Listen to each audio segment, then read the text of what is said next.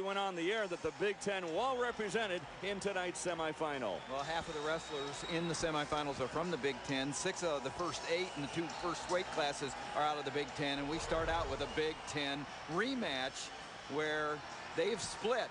Angel Escobedo and Charlie Falck have split this year. And so the rubber match means a whole lot more than the first 2. Escobedo with that shoulder harness and the red singlet. Falck, of course, in that Iowa black singlet. Let's talk a little bit, Jeff, about the injury to Escobedo here and how that will impact tonight's match. Well, I'm sure that harness is on to keep that arm from getting too far extended from the body. And I'm sure because it's a semifinal here at the NCAA Championships, Escobedo is just going to block it out of his mind and focus on wrestling. I think you're right, Jeff, because Angel Escobedo, I think this is a profile in courage. I guess it's hurt worse than he's letting on right now. That harness wouldn't be on there. I just think he's out there. It's the semifinals, and he's a young man of courage. For those of you new to the sport of wrestling, there are 3 periods in regulation. The first, they start from a neutral position. It's a 3-minute period, and then alternating positions in periods 2 and 3. Those are each of 2 minutes of length. If there's an overtime, we'll get into that a little bit later on. There are 10 weight classes in all, starting at 125 and finishing with the heavyweights. Escobedo's only loss, he's 29-1, his only loss is to Charlie Falck. Came in the dual meet earlier in the year. Escobedo has beaten Jayson Ness, who's in the other semifinal match, and that's why he is the #1 seed. Both are returning All-Americans as well. Escobedo 4th last year. Falck was 8th. In addition to each of these gentlemen going for an individual national championship, they're also wrestling for their team. And as I mentioned, Iowa, they have not won a national championship since the year 2000. And of course, they dominated from 1975 through 2000. They won 20 national championships in a 25-year period.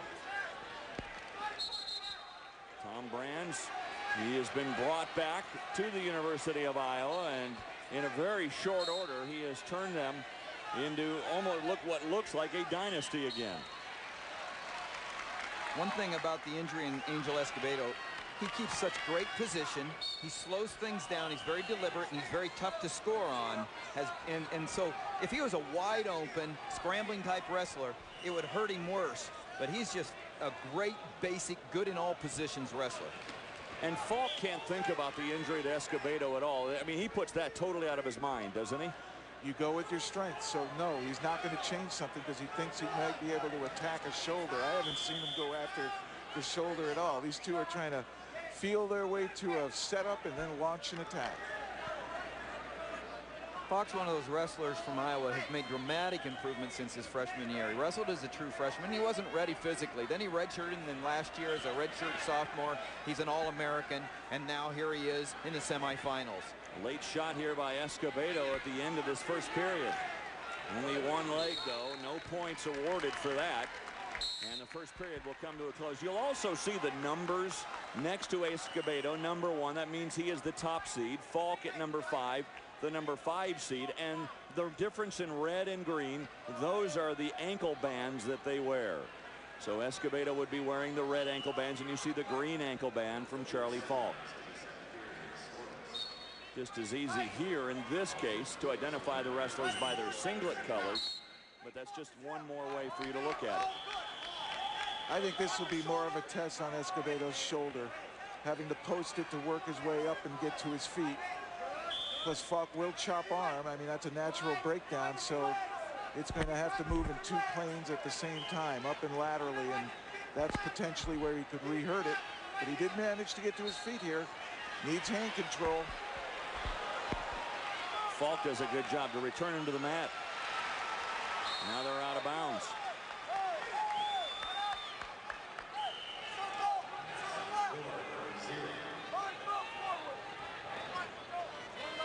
We look at the riding time.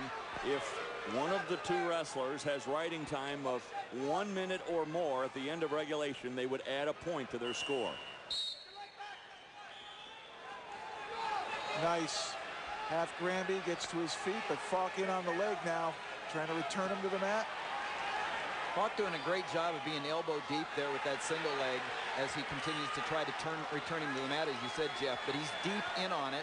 Has a nice job at Angel Escobedo fighting him hard. He's got a solid whizzer, and that's what's holding him up. You see the left arm hooked over Falk's right arm. That's called a whizzer.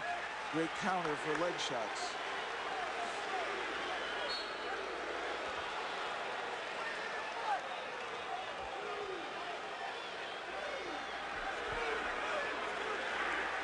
Meanwhile, on the other match, Donahoe of